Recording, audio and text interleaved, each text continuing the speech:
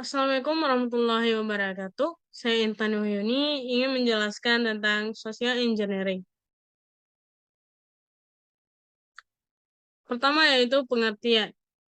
Social engineering adalah manipulasi psikologi seseorang dengan tujuan untuk mendapatkan informasi tertentu atau melakukan hal tertentu dengan cara menipu secara halus dan tidak disadari. Pengertian lainnya adalah seni atau ilmu memaksa orang untuk memenuhi harapan sesuatu pemanfaatan trik-trik psikologi hacker luar pada seseorang user dari sebuah sistem komputer mendapatkan informasi yang diperlukan. Misalnya sebuah password dari seseorang daripada merusak sebuah sistem. Suatu teknik memperoleh data atau informasi rahasia dengan cara mengeksploitasi kelemahan manusia. Mengapa disebut dengan social engineering? Social engineering mentargetkan rantaian terlemah dalam sistem keamanan komputer, yaitu user atau pengguna ataupun manusia itu sendiri. Bug atau celah keamanan yang bersifat universal tidak tergantung pada platform, sistem operasi, protokol, software, ataupun hardware. Fasenya terdiri 4 fase. Yang pertama, fase perusahaan target, menyelam tempat sampah, mengunjungi situs webnya, berkeliling perusahaan, dan lainnya. Yang kedua ada pilih korban, identifikasi karyawan yang frustasi atau target lain. Bangun hubungan, kembangkan hubungan dengan karyawan sasaran, eksploitasi hubungan, kumpulkan informasi sensitif dan teknik dan teknologi terkini. Terus perilaku atau kelemahan manusia, yaitu yang pertama sifat manusia atau kepercayaan. Jika individu diminta data atau informasi oleh teman baik, teman akrab, saudara atau sekretaris, biasanya kan langsung memberikan tanpa merasa curiga. Yang kedua, ketidaktahuan, upaya rasa sosial. Yang ketiga, rasa takut. Misal seorang pegawai atau karyawan diminta data atau informasi dari atasannya, polisi, penegak hukum. Biasanya yang bersangkutan akan langsung memberikan tanpa merasa sungkan. Yang keempat, ada keserakahan, yaitu mengambil keuntungan yang disajikan untuk memberikan informasi, sogokan. Yang terakhir, rasa ingin menolong. Jika seorang individu dimintai data atau informasi dari seorang yang sedang tertimpa musibah, dalam kesedihan, menjadi korban bencana atau berada dalam duka, biasanya langsung memberikan informasi tanpa bertanya terlebih dahulu. Tujuan dasar dari social engineering sama seperti umumnya hacking, mendapatkan akses tidak resmi pada sistem atau informasi untuk melakukan penipuan, instruksi jaringan, mata-mata intrusial, pencurian identitas, atau secara sederhana untuk mengganggu sistem atau jaringan. Target-target tipikal tersebut, perusahaan telepon dan jasa-jasa memberikan jawaban. Perusahaan dan lembaga keuangan dengan nama besar, badan-badan militer, dan pemerintah, dan juga rumah sakit. Mengapa organisasi atau perusahaan berkemungkinan besar diserang dengan social engineering? Dikarenakan lebih mudah mendapatkan informasi dan melakukan social engineering dan bisa lebih mudah mendapat akses daripada menggunakan teknik-teknik hacking yang lazim digunakan. Selanjutnya, serangan social engineering menempati 2 tingkat. Yang pertama ada tingkat fisik. Pada lingkungan fisik yang rawan terhadap serangan social engineering itu di tempat kerja, telepon, tempat sampah, dan internet. Yang kedua ada psikologis. Social engineering dari sudut psikologis menekankan bagaimana caranya menciptakan lingkungan psikologis yang sempurna untuk suatu serangan. Metode-metode dasar persuasi tersebut berkodok sebagai orang lain, mengambil hati atau menjilat, mencari kesesuaian, menunjukkan tanggung jawab, atau sekedar keramah-ramahan aja. Setelah itu ada kategori social engineering. Kategorinya ada dua. Yang pertama human based social engineering, yaitu melibatkan interaksi antar manusia yang satu dengan yang lainnya. Pelaku social engineering langsung atau berinteraksi dengan korbannya. Yang kedua, computer based social engineering bergantung pada komputer atau software yang digunakan untuk mengumpulkan informasi atau data yang diperlukan.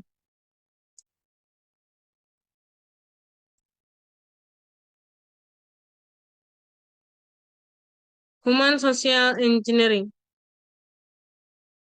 yaitu dengan berpura-pura menjadi karyawan, hacker biasanya mengakses lokasi yang hanya diperuntukkan untuk karyawan dan mendapatkan banyak keuntungan dari dirinya. Contohnya, seseorang menyamar sebagai seseorang karyawan dari suatu perusahaan, bertugas kebersihan, kurir pengantar barang, dan sebagainya.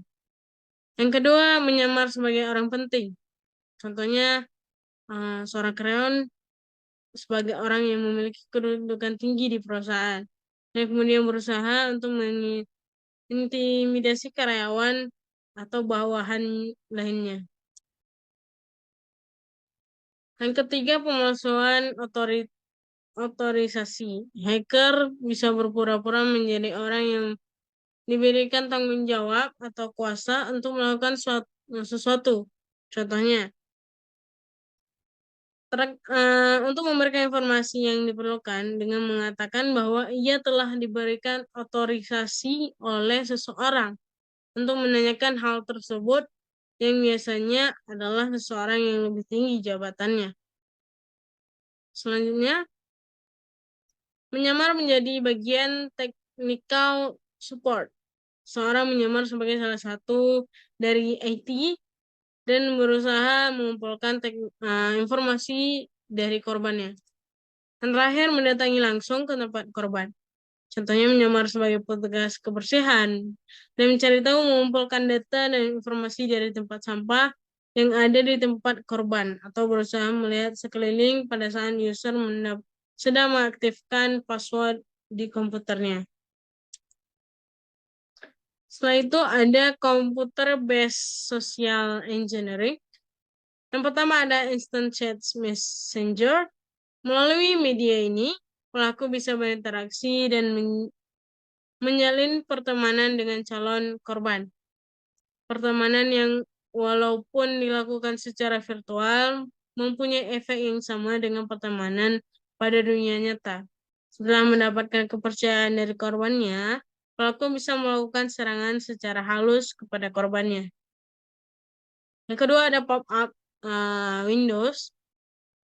Pelaku social engineering yang memanfaatkan pop-up Windows ini untuk mengelabui petugas. Contohnya, saat membuka website, tiba-tiba ada pop-up peringatan bahwa terdeteksi virus. Korban diminta untuk mengklik atau ada telepon yang harus dihubungi oleh si korban yang sudah disiapkan oleh si pelakunya. Surat berantai dan hoax. Surat ini biasanya menawarkan hadiah atau barang gratis asalkan korban bersedia mengirimkan email yang sama ke teman-temannya. Dan tentunya hadiah yang disajikan itu palsu. Terkadang surat berantai juga disertai dengan ancaman bagi yang tidak memforward email tersebut, seperti kecelakaan yang mengerikan, musibah, bangkrut, bahkan meninggal dunia yang biasanya membawa nama agama untuk mempengaruhi psikologis manusia. Soalnya ada email spam, murahnya email menjadi salah satu penyebab pengiriman email spam. Begitu merajalela. Yang terakhir ada phishing. Phishing adalah teknik menipu untuk mendapatkan informasi pribadi milik korban. Biasanya pelaku mengirimkan email yang seolah-olah dari perusahaan atau badan resmi. Misalnya dari bank, toko online, atau badan pemerintah lainnya. Email tersebut memiliki tampilan dan tulisan yang sama persis dengan uh, perusahaan resmi yang mengirimkan. Email palsu ini biasanya diberikan formulir data-data pribadi yang harus diisi oleh korban. Data-data pribadi bisa berupa password email, nomor PIN ATM, atau data-data vital lainnya.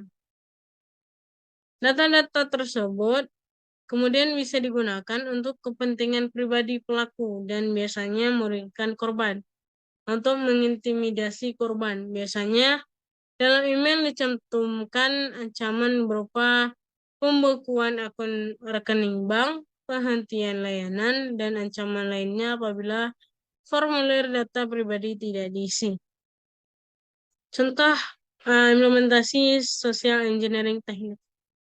Menyebarkan malware menggunakan program bajakan, menyebar malware dan membaca Facebook account lewat gambar porno, menyebarkan malware dengan fake alert, pernyataan palsu, mendapatkan data pribadi dengan spam email, meniru menggunakan telepon dengan memberitahu menang undian, pinjam karakter sharing account dengan teman in-game, mendownload chat hack game, phishing website event. Selanjutnya,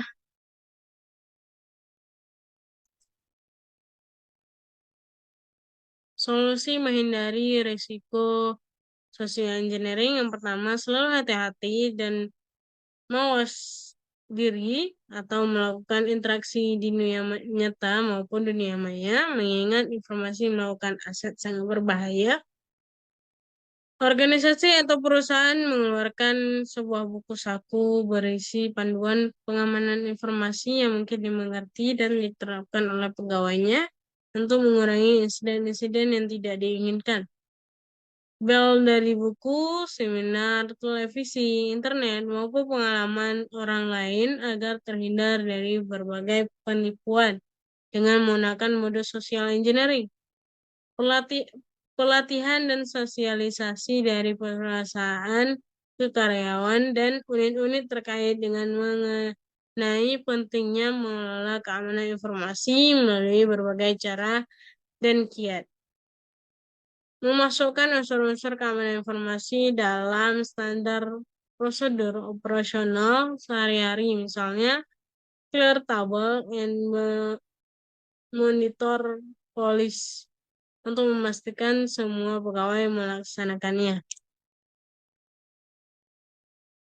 Pencegahannya yaitu melakukan analisis kerawanan sistem keamanan informasi yang ada di perusahaan, mencoba melakukan uji coba ketangguhan keamanan dengan cara melakukan penetration test, mengembangkan kebijakan, peraturan, prosedur, proses, mekanisme, dan standar yang harus dipenuhi selalu pemangku dan kepentingan dalam wilayah organisasi, menjalin kerjasama dengan pihak ketiga seperti vendor, ahli keamanan informasi, institusi penanganan insiden, dan lainnya sebagainya untuk menyelenggarakan berbagai program dan aktivitas bersama yang mempromosikan kebiasaan peduli pada keamanan informasi. Selanjutnya, membuat standar klarifikasi asal informasi berdasarkan tingkat kerahasiaan dan nilainya, melakukan audit secara berkala dan berkesinambungan terhadap struktur dan suprastruktur perusahaan dalam menjalankan keamanan informasi dan lain sebagainya. Sekian dari penjelasan dari saya tentang social engineering. Lebih dan kurang saya mohon maaf. Assalamualaikum warahmatullahi wabarakatuh. Audio Jungle.